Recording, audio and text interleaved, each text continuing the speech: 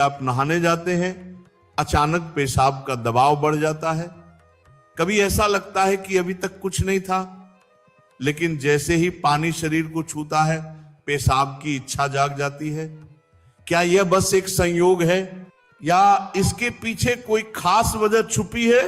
जिंदगी में कोई भी घटना बस यूं ही नहीं होती, हर छोटी छोटी चीज के पीछे कोई ना कोई वजह होती है। अब सवाल ये उठता है कि नहाते वक्त हमें पेशाब क्यों आती है? क्या ये हमारे शरीर की कोई कमजोरी है?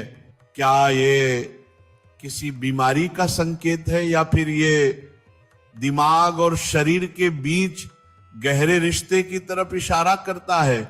बस सोचो, अगर ये सिर्फ शरीर का एक सामान्य काम होता तो हर कोई इसे इतना गहराई से क्यों महसूस करता?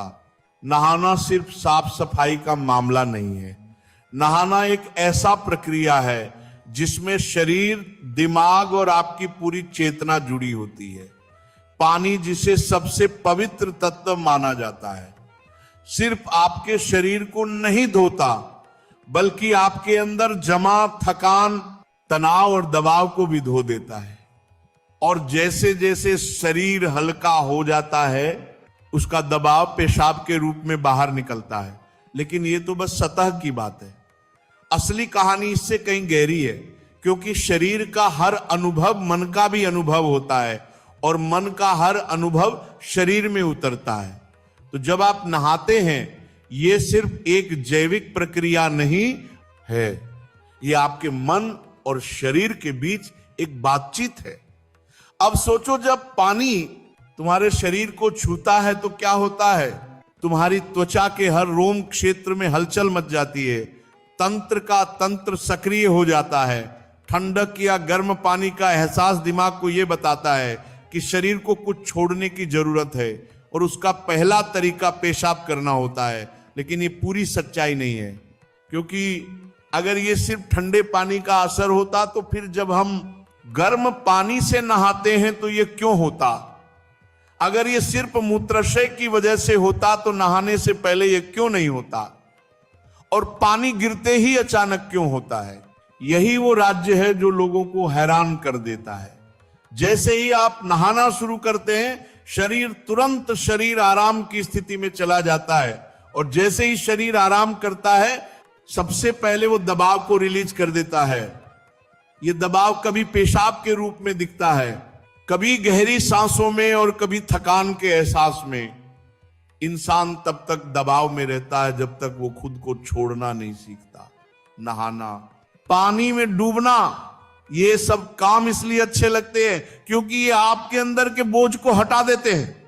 बस याद करो कि कभी गर्मी में जब तुम ठंडे पानी से नहाने बैठते हो तो पहला छींटा ही पूरा शरीर एक झटका महसूस करता है। उस झटके में शरीर कुछ देर के लिए नियंत्रण खो बैठता है और नियंत्रण खोने से इच्छा पैदा होती है।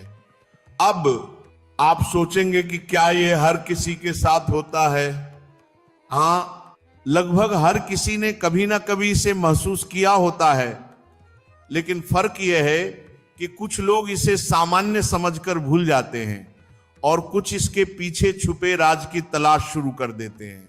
और जो तलाश शुरू करता है वो जिंदगी के असली ज्ञान के करीब पहुंच जाता है, क्योंकि यहां एक नाजुक बात छुपी है। पानी और पेशाब दोनों एक ही तत्व से बने होते हैं। जब जब पानी बाहर से शरीर को छूता है तो शरीर के अंदर पानी का तत्व भी प्रतिक्रिया करता है। यही प्रकृति का संतुलन है, यह एक अनुनाद है। शरीर और प्रकृति के बीच रिश्ता आईने जैसा होता है। जो कुछ बाहर होता है वो अंदर भी परिलक्षित होता है। तो जब बाहर का पानी तुम्हारे शरीर से मिलता है तो अंदर का पानी यानी पेशाब भी बाहर आने को बेचैन हो जाता है। लेकिन अब सवाल उठता है, क्या यह सिर्फ पानी और मूत्राशय की बात है या इसके पीछे कुछ और भी है? क्या यह किसी कमजोरी का संकेत है? क्या ये किसी बीमारी का शुरुआती लक्षण है, या बस मन और शरीर के बीच की एक बातचीत है? यहीं से हमारी यात्रा शुरू होती है, शरीर के विज्ञान से लेकर आध्यात्मिक दृष्टि तक। क्योंकि अगर हम इसे बिना समझे सामान्य कहकर नजरअंदाज कर देंगे तो हम जीवन के एक बहुत बड़े संकेत को खो देंगे। तो चलिए अब इस रहस्य को और गहराई से समझते हैं। हर बार जब तुम कुछ छोड़ते हो, कुछ रिहा करते हो, तो वह तुम्हारे बोझ से आजादी देता है। लेकिन ध्यान रखना, यह सफर आसान नहीं होगा, क्योंकि जो दिखता है वह सच नहीं होता और जो नहीं दिखता वो गहरा सच होता है। लेकिन सवाल यह है कि ऐसा क्यों होता है कि कुछ लोग इसे ज्यादा महसूस करते हैं और कुछ कम। यहां मनोविज्ञान की भूमिका आती है। मनोविज्ञान कहता है कि हमारा मन और शरीर गहराई से जुड़े होते हैं। जैसे ही मन आराम करता है, शरीर भी रिलीज होना चाहता है। इसे कैथारसिस कहते हैं। सोचो, जब तुम रोते हो तो कैसा महसूस करते हो? पहले तो भारीपन होता है, लेकिन रोने के बाद हल्कापन महसूस होता है।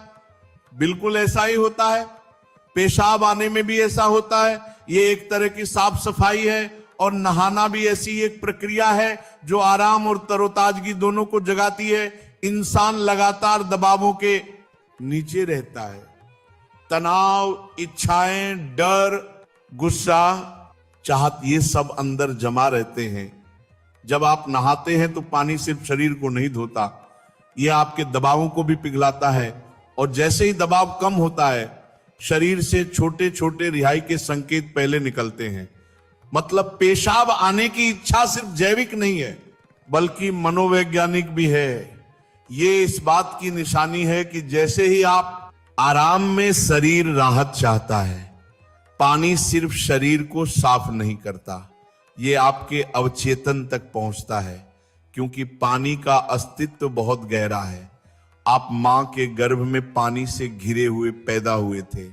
आपके पहले अनुभव पानी से जुड़े होते हैं। इसलिए जब भी पानी आपको छूता है, आपका अवचेतन सक्रिय हो जाता है। इसीलिए नहाना इतना सुखद लगता है।